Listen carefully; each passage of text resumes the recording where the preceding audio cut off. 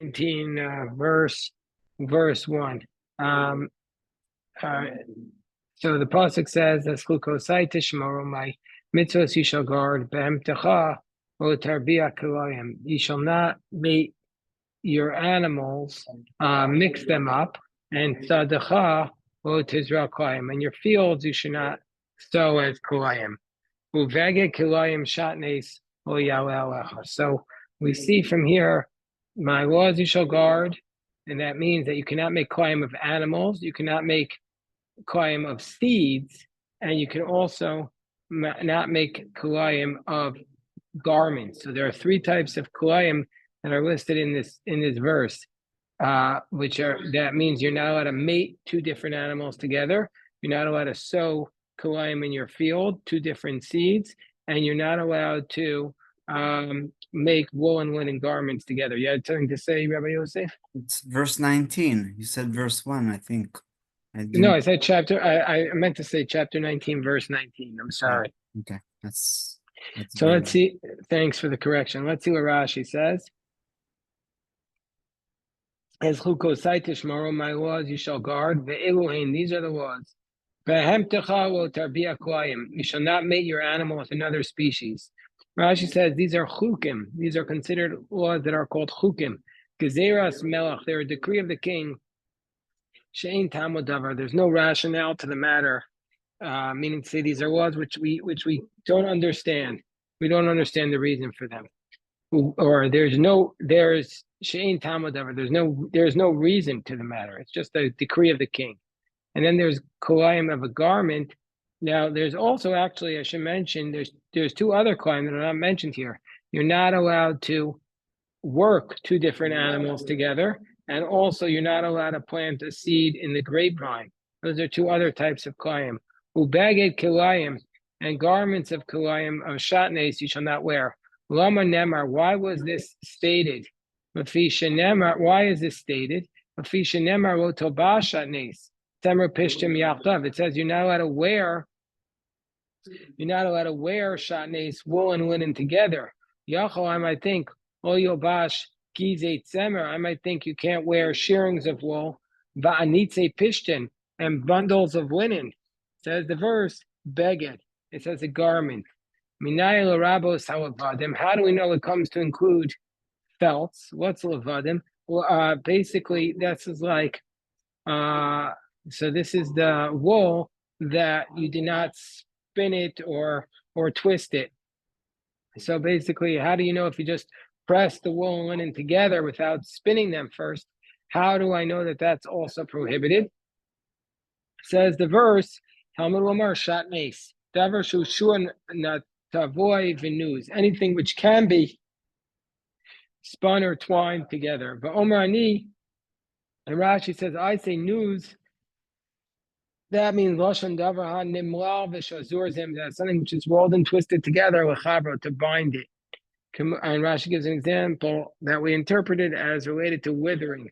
Lashon Shatnes, Menachem explains Machberet Semer Pishtim, a combination of wool and linen. This is the prohibition of Shatnes. Okay, so that's the verse. And what's the connection what's the connection between the previous verses? It's not 100% clear what the connection is, but the Gemara, the verse talks about it. Verse 20. V'ish ki yishkav. Hold on one second. Okay. All right. So what? I make good money. Baruch Hashem. All right. Good. I'm glad for you. I'm happy for you.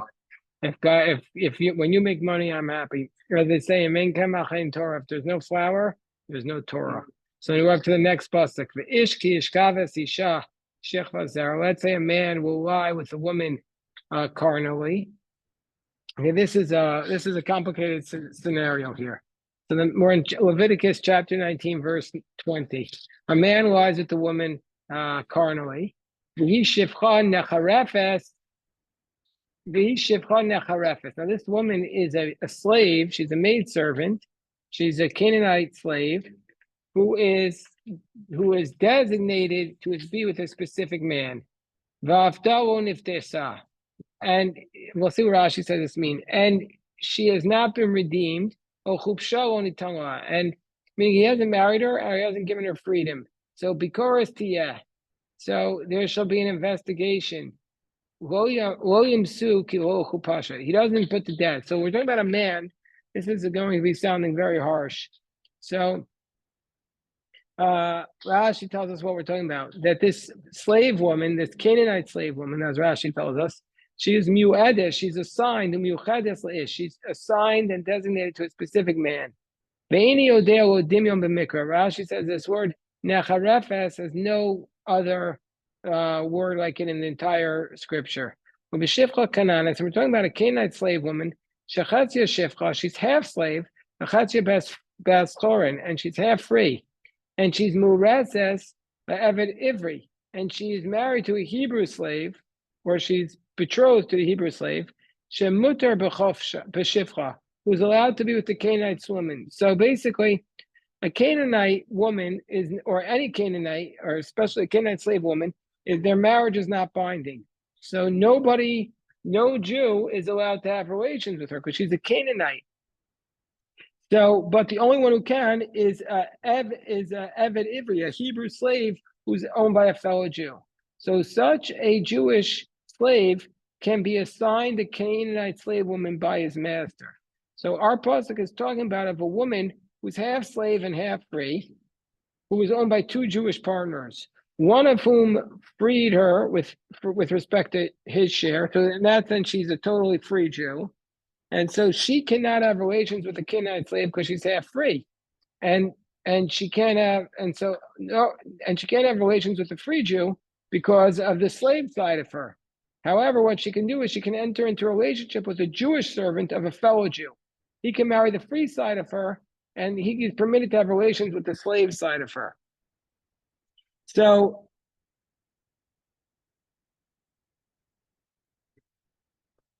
what happens? So she's designated to this other Jew who's a slave, who's a Hebrew slave. And what happens? Continuing with Rashi, Yachol and Mitznio, one might think that if, I skipped here.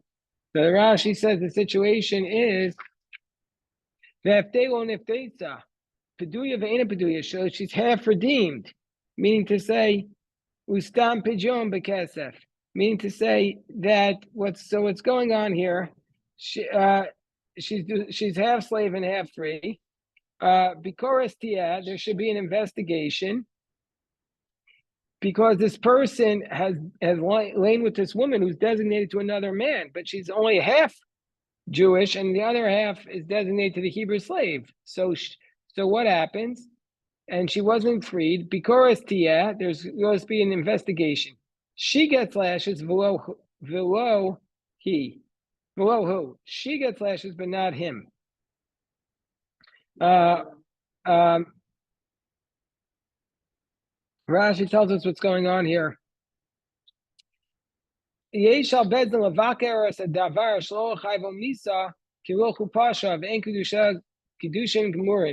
we're not going to put her to death because she's not really fully married and her betrothal was not a full marriage. And the rabbis learn from here, Shemishu b'malkos dehe b'kriya shadayanim amalkin. So our rabbis learn from here that somebody who's subject to lashes shall be in reciting, meaning to say that we learned this recently in the tractate, that while they give you lashes, the rabbis recite the verses if you don't follow. So the rabbis learned that out in Tractate Makos from this verse.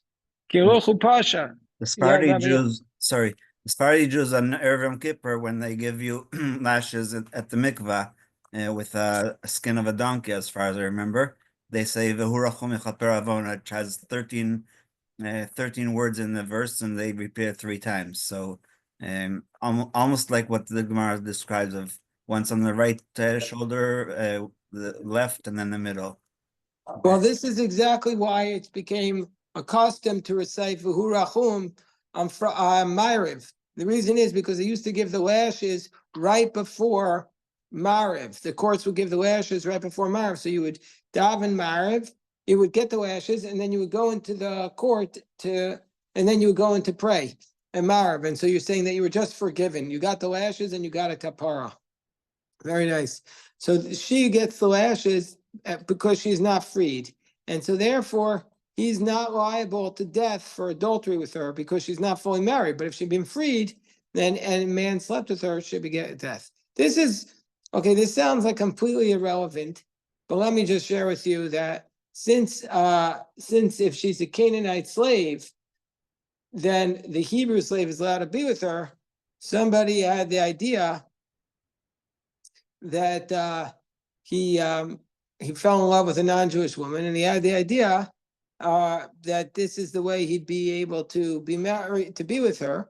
And they brought this idea to Rabbi Soloveitchik, maybe like the end around, or maybe he was a mamzer and he's allowed to marry a Canaanite slave. So Rabbi Soloveitchik said, no, you can't do this anymore today because Lincoln freed the slaves. We're done with slavery. So that's what Rabbi Soloveitchik said. Okay. He also said relevant, maybe it's relevant. Somebody from Yeshiva University raised a point. Are you allowed to watch the papal conclave? Are you allowed to watch the Pope? So I didn't listen to the shir, but my kid sent it to me.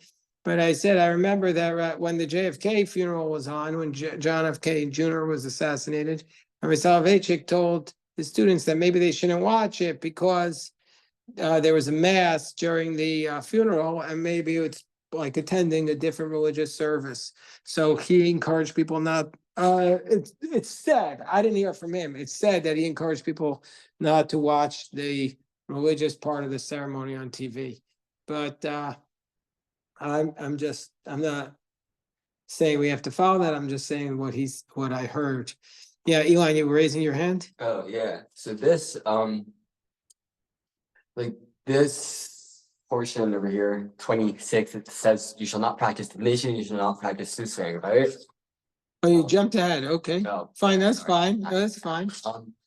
No, Isn't not that- 26. Yeah, 26. Yeah. Isn't that basically just prophecy? Just what? It's prophecy, yeah. So Elon wants to jump ahead to verse 26. Well, we can- It says in verse 26, so tochu adam, do not eat on the blood, and don't do divination like in Harry Potter, or onain. Well, we'll see what Rashi says. Elon says, what's the difference between this and prophecy? So Tanachashu, so prophecy is when God comes and speaks to the prophet. So the prophet has the vision from God, the word from God, and so therefore he's going to he has an obligation to share it. He's not allowed to suppress his prophecy. So Divination, Rashi says, what's divination? Let me just read it so you see it. Rashi says, for example, those who engage in divination with weasels or birds. Basically, what they would do is, if you saw an weasel, it was an omen. Birds was interpreted as something telling us about the future. That's prohibited. Or let's say a piece of bread fell from his mouth, or if a deer crossed his path, or let's say a black cat, and you say, "Oh, I'm going to tell you what this means." That's a biblical violation to do that. It's what we call today superstition. It's not the same as prophecy. Yeah, Elon, I cut you off. so it says that you can't do that stuff, right? But that's not admitting that it exists. It's just saying I'm gonna So believe in it. There's a fundamental dispute amongst the Rishonim why we can't believe in it. One position is that it's just false, and you're not allowed to do something that's false. Hello, Itai. No, grab the Chumash. Is there a Chumash out there also on the team? And one opinion is that it's false, and the other opinion is that God created it, and it's real, but we're still not allowed to do it. But then it's still from God. Yeah, but still, there are things from God that we're not allowed to do. Like God created Canaanites, but we're still not allowed to marry them. So, Itai, sorry about your defeat today, but we know that it's all good because you tried your hardest and you made us proud. You got way farther than any previous year. Yeah. Certainly in the Sarachek, but I don't know the volleyball. Did Berman ever win? Well, we won like 5 years ago or something. Yeah, we were very good 5 years ago. Whatever. And it's all good as long as everybody has fun. That's the point. And as long as we don't lose to JDS. Wait, I mean, that's unacceptable. Yeah, it was we won play-in on Tuesday and we lost the first round today. Oh, the Wiss. Yeah, they're the second. It's always West, so. No, in baseball, it's always St. Anselm's. Yeah. But maybe they're distracted by the new pope because they're Catholic. Okay, so we go on. We're up to chapter 19, verse 27. This is something that's relevant for us today. We just had this recently in the Daf Yomi. Usakifu pas roshachem. You're not allowed to round off the edges of your scalp. That means, and we'll read the Rashi, not only make like a circle, like your temples to your ears to make it round by cutting it off here.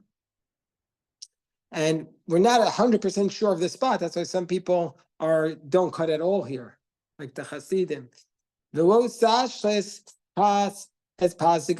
you cannot cut the corners of your beard.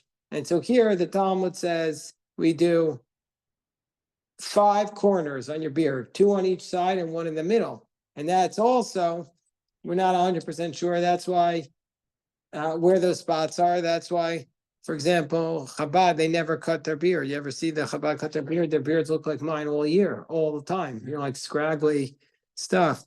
That's because they never cut it. So let's see what Rashi says. This is one who makes his temples even to the back of his ears. So he makes it like straight across here.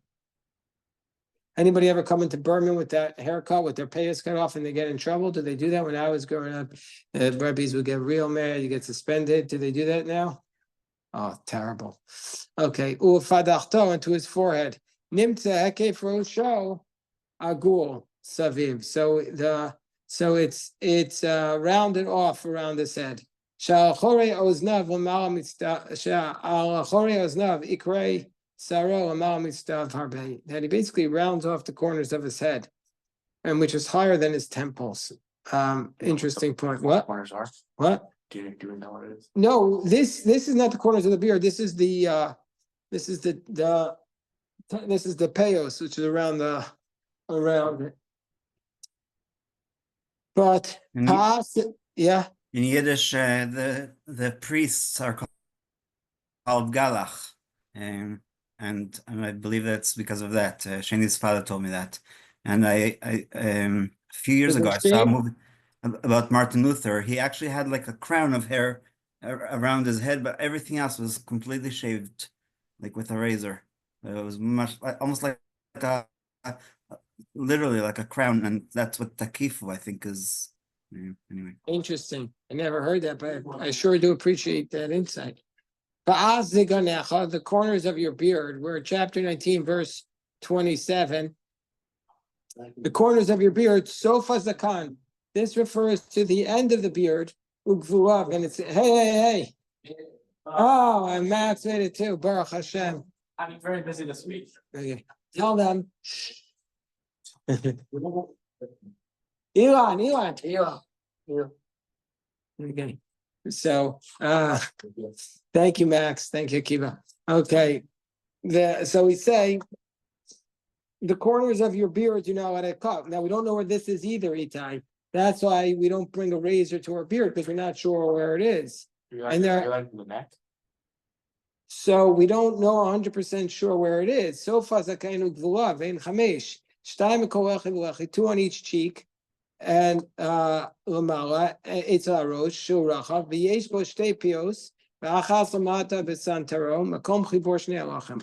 So Rashi says the place basically there's dispute whether it is. I have a diagram here, whether it's from here to here or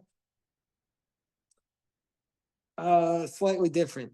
It's a little bit technical, but that's why the basic custom or the practice today is we don't shave anywhere on our face. The neck is also, I don't have the Mishabur in front of me, but the neck is also problematic. I'm not saying that there's nobody who's lenient, but I think the consensus is we never do it with a razor there. But the back of the head, that's where I think people are, that's where we can be lenient, in the back of the neck. Because that's for sure not it. Even though so that's the way I recall the Mishnah Berurah, that the neck we should be strict and not do it. because we're not 100% sure where these things are, but the back of the, when we do the back, that's okay. And there's a lot of discussion about electric shavers, because maybe those are razors, but the consensus is almost all are not a problem. So it's basically, you can use the electric shavers, and it's certainly not a problem with like a cream. Put a cream on your face that takes off the hair. You know about such things? Yeah.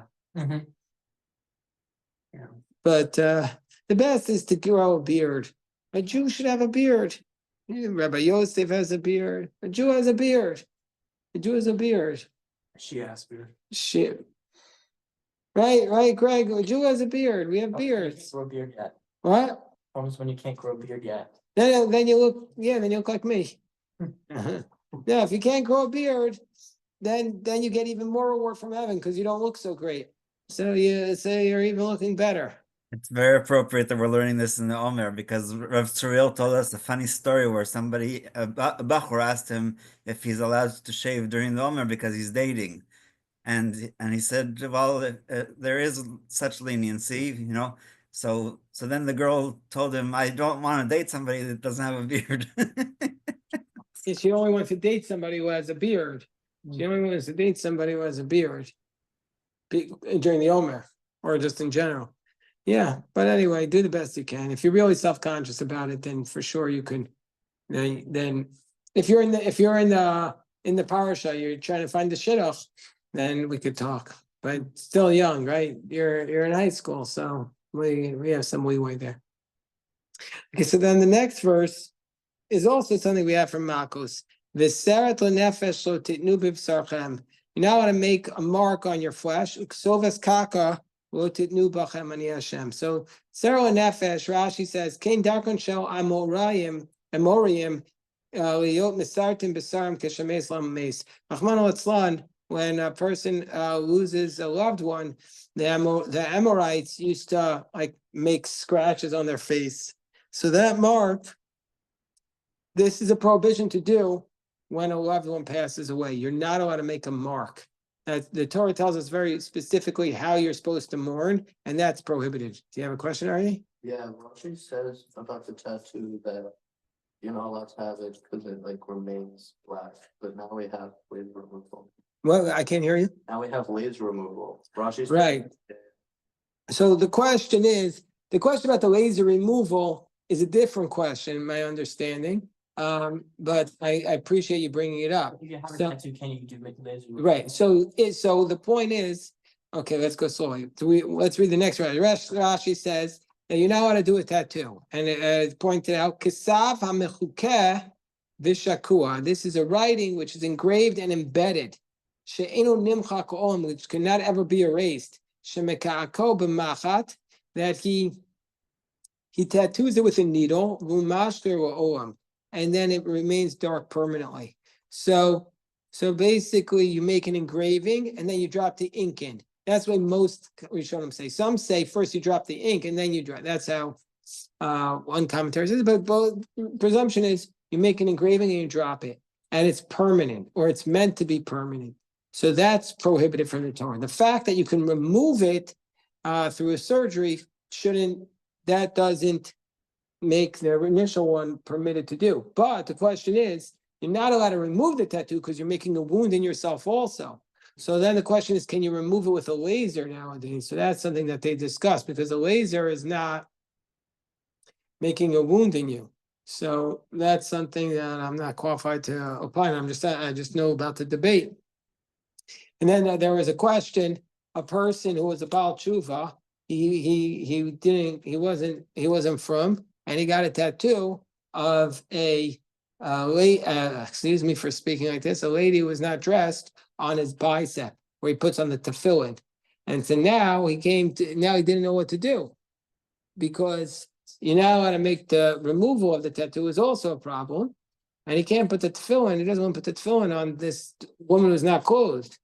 So what did he do? So they went to Rav Elyashiv, I think it was Rav Elyashiv, and you can't cover it up, because if you cover it up, what's the problem? What? The film has to be directly on your arm. Phone has to be directly on your arm. So you can't cover it up. What? It's on your other arm? No, you can no, that you never can do. You never, if you're a righty, you can never put your tefillin on your right arm. Because it has to be yadcha, yad keha, the weaker hand. You, so you can't put it on the other arm. If you can't put it on this arm, if you can't put it on your left arm, then you don't put it on at all. But if you have a cast, you could put the tefillin usually on the bicep and then roll it over. But